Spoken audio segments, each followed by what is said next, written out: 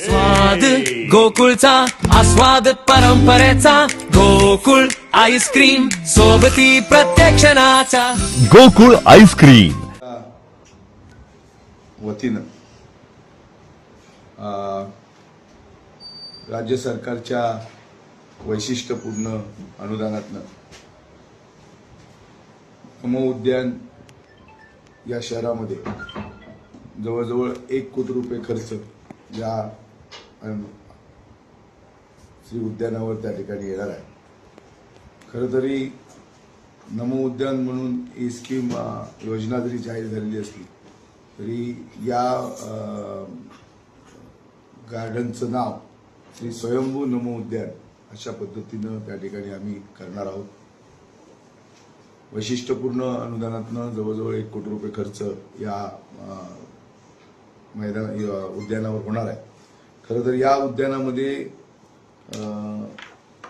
एक open gym त्याच्यामध्ये असणार आहे, म्हणजे खुली व्यायामशाळा. त्याच पद्धतीनं खेळाचं जे साहित्य आहे हे साहित्य त्या ठिकाणी असणार आहे लहान मुलांच्या करता. त्याचबरोबर एक छोटं एक स्टेज, एक व्यासपीठ हे सुद्धा त्या उद्यानामध्ये असणार आहे. त्याचबरोबर योगासाठी एक बैठक व्यवस्था ही सुद्धा त्यामध्ये आहे. त्याचबरोबर एक चालण्यासाठीचा एक वॉकिंग ट्रॅक हा सुद्धा त्या उद्यानामध्ये त्या ठिकाणी असणार आहे. खरं तर कणकवली शहराच्या ग्रामीण भागातनं या विकासाची सुरुवात त्या ठिकाणी होते. खरं तर स्वयंभू मंदिर जो परिसर आहे, निम्मेवाडी असेल, सुतारवाडी असेल, बांकरवाडीचा काही भाग असेल, भटवाडी असेल, मधलीवाडी असेल, फौजदारवाडी, सिद्धार्थनगर, माऊलीनगर अशा सगळ्या या भागाचा समावेश या निमित्तानं किंवा त्याचा फायदा या सगळ्या तिथल्या भागातल्या रहिवाशांना त्या ठिकाणी शहरवासियांना होणार आहे.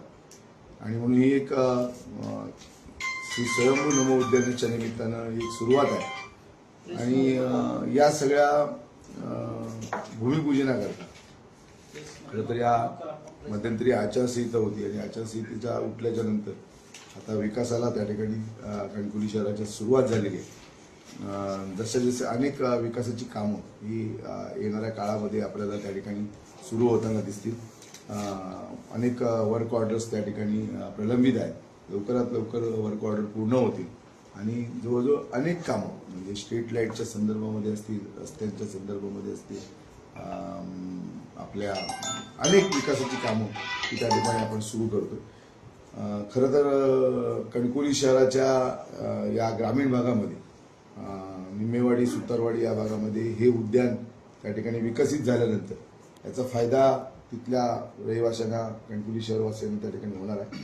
आणि 11 वाजता सोमवारी सकाळी 11 वाजता याचं भूमिपूजन हे त्या ठिकाणी होणार आहे. या भूमिपूजनाच्या निमित्तानं शहर विकास आघाडी म्हणून ज्या ज्या नेत्यांनी, कार्यकर्त्यांनी, शहरवासियांनी यांनी मदत केली किंवा जे सगळे शहरवासी यांना त्या ठिकाणी विशेष असं आमंत्रित त्या निमित्तानं केलेलं आहे आणि सगळेच त्या निमित्तानं त्या ठिकाणी उपस्थित राहणार आहे.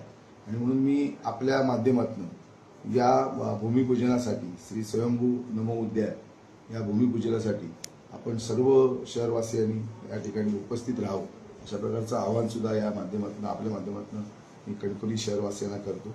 आणि खऱ्या अर्थाने विकासाची सुरुवात आहे.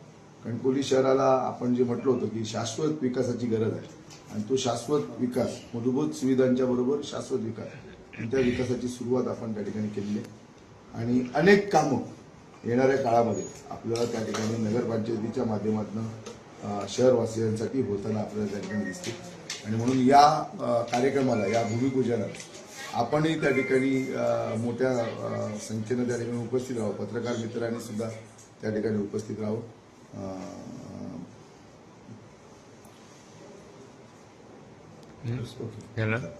ह्या उद्यानाचं स्वरूप काय, किती क्षेत्रात उद्यान होतं आणि त्याच्यात अजून काय सुविधा असणार आहे?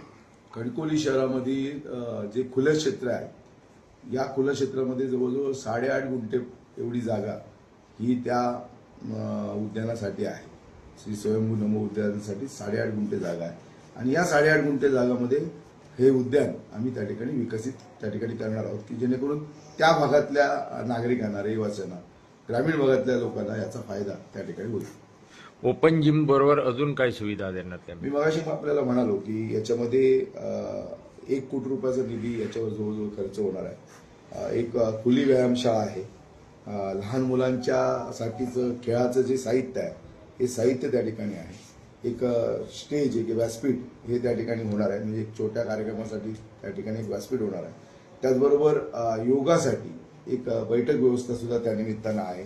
आणि जे त्या ठिकाणी चालण्यासाठीचा जो वॉकिंग ट्रॅक आहे हा वॉकिंग ट्रॅक सुद्धा त्याच्यामध्ये आहे.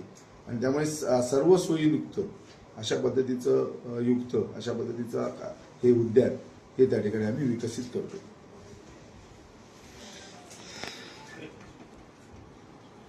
नाही तुम्ही येत्या काळात भरपूर विकास काम होणार म्हटलं तुम्ही आल्यापासून वर राज्य